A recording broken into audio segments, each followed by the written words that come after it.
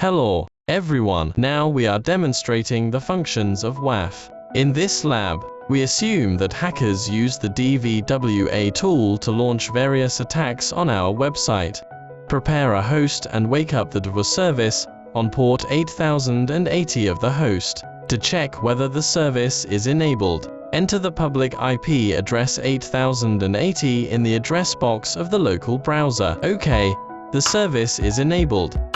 Next, we need to purchase 2 dedicated mode WAF. As the creation of a WAF takes some time, we have purchased 2 dedicated mode WAF in advance. After a WAF is created, you need to configure a protection policy.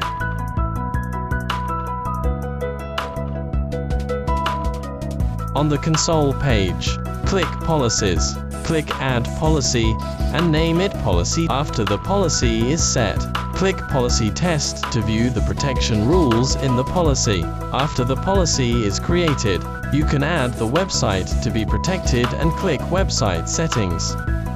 Site name and the domain name, or IP address to be protected on the Protected Object page. In this experiment, the protection IP address is the public IP address of the DVWA host. Select 8080 as the protection port option. Set server address to the private IP address of the host, and set server port to 8080. In this experiment, only WAF is displayed. Therefore, select No Proxy. Select the created policy test.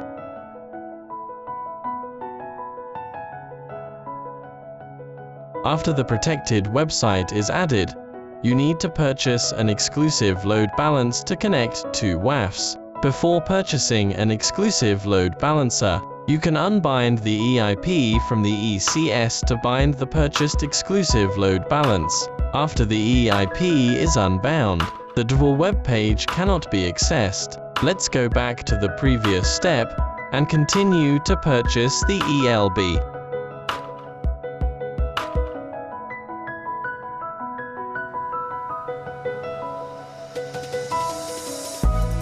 Select the VPC and subnet used in the lab. In the Select EIP area, select the existing EIP. In this way, we successfully purchased the ELB. To use the ELB, you need to create a listener. Frontend port, enter the 8080 port. Next, create a backend server group. Retain the default values. After the listener and backend server group are created, let's go back to the WAF console.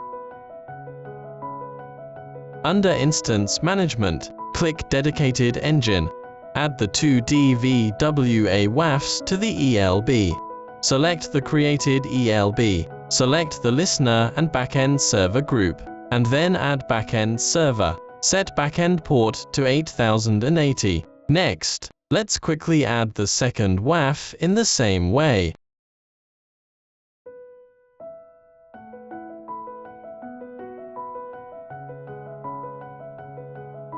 After all, we access the previous DVWA page again. The page can be accessed normally, indicating that the configuration is connected. So we are moving into the hacking phase. In the SQL injection module, enter the attack command to imitate the SQL injection attack.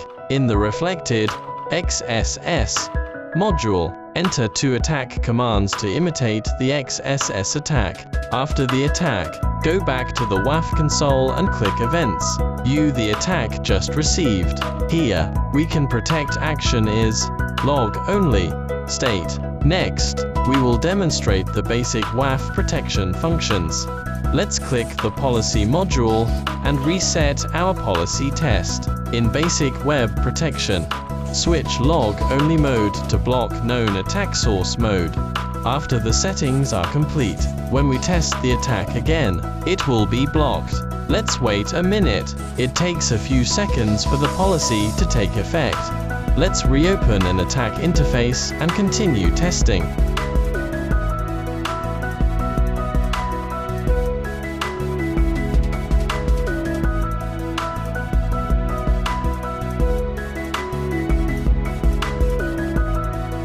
after the basic web protection mode is set to block known attack source mode.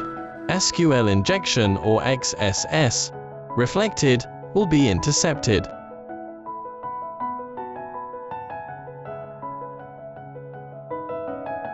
We can copy the event ID. You can view the information on the WAF console later. As shown in the preceding figure, the protected action status changes to block. The event collection display takes some time. Refresh the web page and enter the copied time ID. You can view the details of the attack.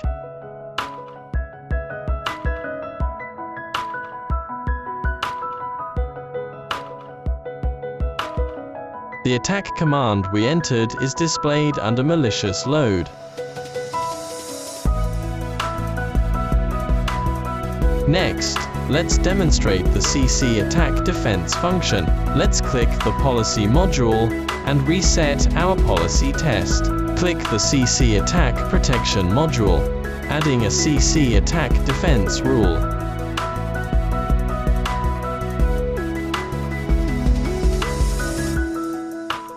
Let's choose field as path.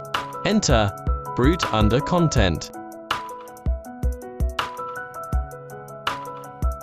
Set rate limit to 5 times per minute. Set protect action to block. Set block duration to 30 seconds. Now we come to the DVWA interface. In the brute force module, intentionally incorrect input for more than 5 times.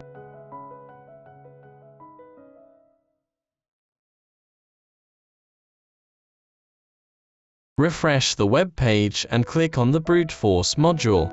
You can see that our request was intercepted.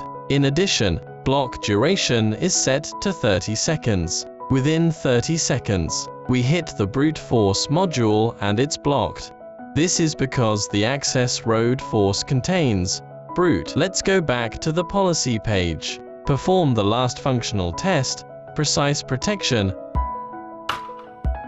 Click Add Rule and enter SQL in the name text box. In the content text box, enter SQL. Next we can add known attack source rule and select short-term IP address blocking. Set blocking duration to 30s. After the rule is created, wait several seconds for the precise protection rule to take effect. Let's refresh the DVWA interface and click each module. As you can see, when the rule takes effect, click the SQL module, and it is blocked immediately, even if we haven't issued an SQL injection action. This is because SQL appears in the access road force. Let's copy the time ID and go back to the WAF console. Click Event, enter the event ID, and find the recorded attack event.